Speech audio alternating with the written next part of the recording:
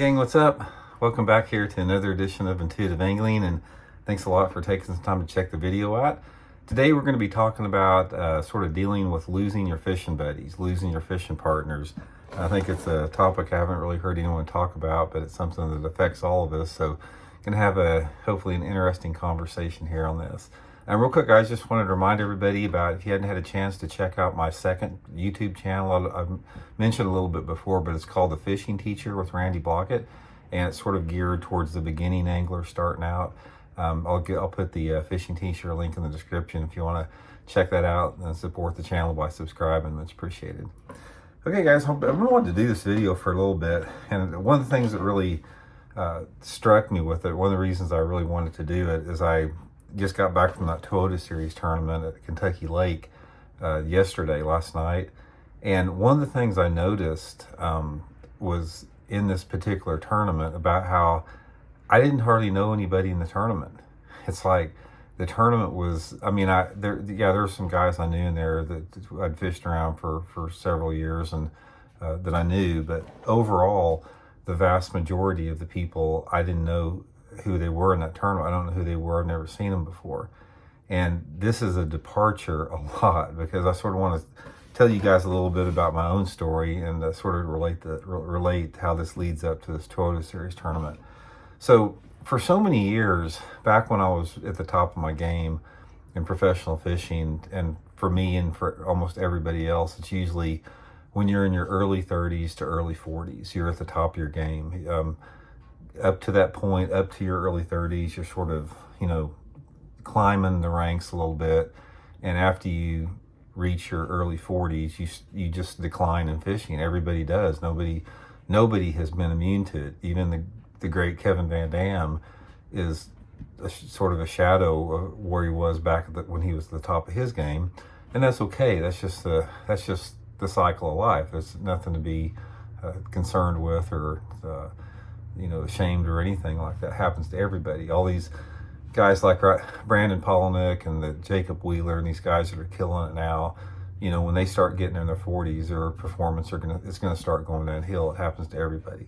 But anyway, what I was going to say about that is when you're in your 30s and early 40s, you got a lot of stuff firing on all 8 cylinders. You got you're at the top of all parts of life. Your social interactions are usually the most active. And for me, that's what it was. When I was fishing the Bassmaster Top 150 circuit, the Bassmaster Elite 50 circuit, and the FLW Tour, all at the same time, I had a huge network of friends, of close friends. And I knew everybody in the tournament. It's like, when I was fishing the Bassmaster Top 100s and Top 150s, I could see somebody running down the lake and say, hey, there's such and such. I knew everybody. We all knew everybody. And then, you have a big circle of friends. We'd get together every night and have dinner somewhere. Before or after the tournament, we'd get together, go out and, just hang out and all that type of stuff. It was sort of a big social event in and around the tournaments. And the majority of my close friends were other tournament anglers. And what happened is what happens, it's sort of the natural progression, is as you get older and you start to get in your 40s, you start to lose your fishing buddies. You start to lose your fishing friends for a variety of reasons. I'll tell you the first one that happened to me that was really had a real profound impact on me is one of my best friends of all time is Danny Correa. A lot of you guys know Danny Correa. He finished second in the Bassmasters Classic in the 1986 as a Federation angler. That's where we met. And for the next, almost 20 years, Danny and I were just best friends. I mean, we traveled together. He spent, lots of time at my house. He spent, helped me build my house I had. I mean, we were great friends. And Danny, he was a top 100 angler, and Danny decided to, in 2009, I believe, or 2010, he decided he just had enough and he wanted to quit professional fishing. And when I lost Danny, didn't lose him, but when he quit fishing tournaments, it just wasn't the same. It's like, we talked every day, we'd call each other every day. We'd call each other 5 times a day on the water at tournaments. practicing, we'd strategize our tournaments. I mean, and it didn't have that anymore. And it's like a big part of me sort of died at that point when I lost my fishing buddy. And then the next advent with that was in 2004 when they started the Bassmaster Elite Series. I got an invitation to fish the Bassmaster Elite Series because I was already in the Bassmaster Elite 50 circuit, was the top 50 guys. And I was also fishing the FLW Tour, and you couldn't fish both because what happened is FLW had a rule that you could not have a beer sponsor on your boat and have a team deal. And I had a team deal with Fujifilm, and Busch Beer was one of the title sponsors of the Bassmaster Elite Series, and they required a Busch beer sticker on your boat. So if I would have chosen to fish the Bassmaster Elite Series, I would have lost my biggest sponsor I had, which I couldn't have afforded to done. I couldn't have fished without it. So I chose to go with FLW. And looking back, that was the worst tournament decision of mine. That's the worst decision I've ever made in my life, because FLW sort of went down the tubes the next year. I lost my sponsor team deal a couple of years later. But the worst part about it is I lost my fishing buddies, because all my fishing buddies stayed with Bassmaster. I used to hang out a lot and spend a lot of time with Rick Clunn, with Aaron Martins, with Brent Chapman. We were all close, because we fished the Bassmaster circuit for years. And when I left and went to FLW, I didn't see my buddies anymore. You never saw them. And I'll tell you guys one thing is when you have got a close relationship with people, and then there's a distance that separates you, like a physical distance of somebody moving away or something like that, or in this case, going to a different circuit, friendships will suffer. It's never the same. It's simply there's a disconnect that's not like intentional, but it just happens because people, they go on a different path in their life, and for me, that's when I started losing them. And then I started losing some fishing buddies, that passed away. I mean, one of my best friends, Sergeant Major Rodney Schmolak, big time fishing buddy with me, closest friend, he passed away. Several other people, Aaron Martins passed away.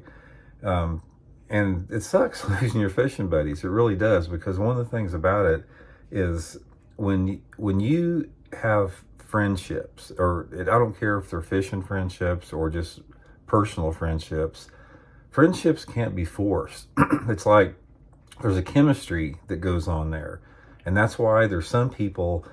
I've been fishing Bassmaster and FLW forever, and there's some guys that have been fishing it like as long as I have, and I haven't said two words to them over the last 30 years, not because that was intentional. It's just like you're not in that particular circle, and like I said, there's whatever it is, certain people just gravitate to each other, and that's just sort of one of the mysteries of life.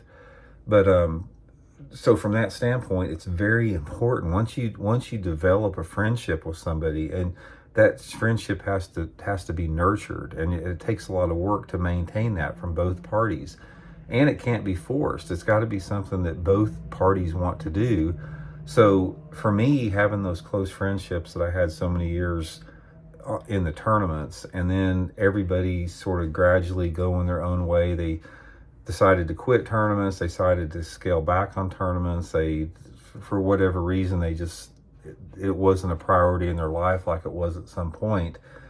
Those friendships just sort of like fade away a little bit, and it's really sad. So the point of what I'm talking about here, if I could give you guys some advice with this from my own experience with it, is really, if you have friendships with somebody, if you got fishing buddies, go out of your way to maintain that, to nurture that, and to keep that alive, because good friends do not come along all the time. I mean, it's like, you don't need a bunch of good friends. I mean, you just need a handful of them, but even those, I mean, they don't come along all the time.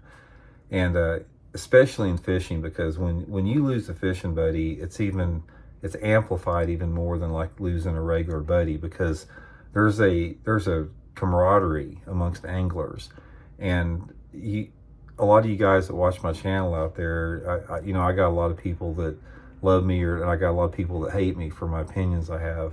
But ultimately with that, even the haters, we're a brotherhood. I mean, we may have differing opinions on stuff like that, but the thing that bonds us together is our love for fishing, our love for bass fishing. I may not agree with certain people out there on other aspects of life, but I can relate to those people on fishing, because it's unless you are bitten by it, you don't understand it. You don't understand what that addiction, and I say that in a good way, that bass fishing is. So one of the thing that I would encourage is, like, I consider this bass, I consider bass anglers a family. Not all family members get along all the time. They argue too, and it's the same with people that love to fish. But ultimately, I respect people that fish. I respect people that bass fish, and I have a high respect for tournament bass anglers, because I know the sacrifice it takes.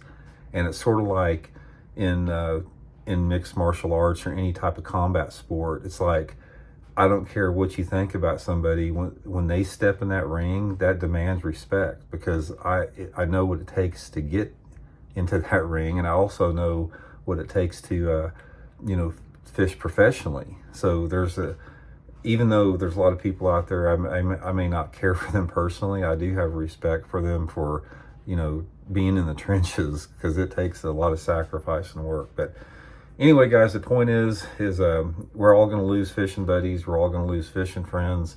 Really work hard to nurture the ones that you have, and realize that if you've got a close friend and you decide to make a decision in your life, or they decide to make a decision in the life that impacts the amount of time that you spend together personally, it will degrade that friendship. I mean, not degrade it like in a negative terms, but it will make that friendship fade away.